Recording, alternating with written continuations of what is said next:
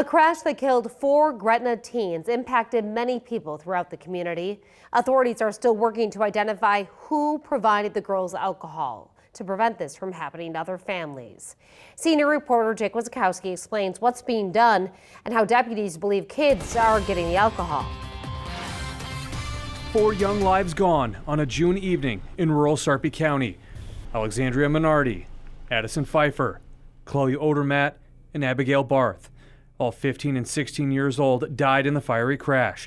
15-year-old Rowan Brandon survived from serious injuries.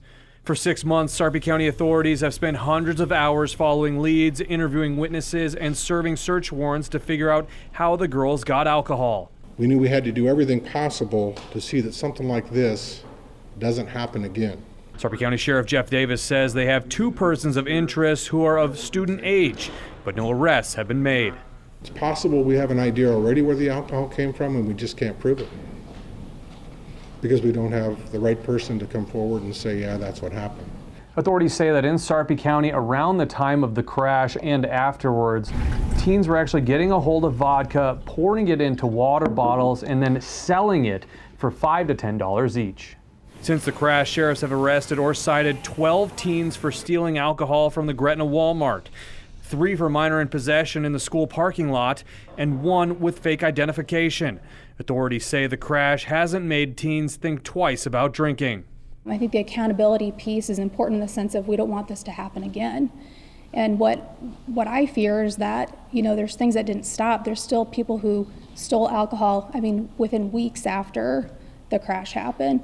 There's still underage drinking going on. Sheriff Davis says they haven't interviewed the surviving teen about where the alcohol came from, and they can't get answers from the persons of interest since they all have lawyers. They want someone to come forward to stop another family from going through something like this. I understand that there's hesitation. I understand that people are protective of their friends, but at the end of the day, you got to weigh what's more important in this circumstances.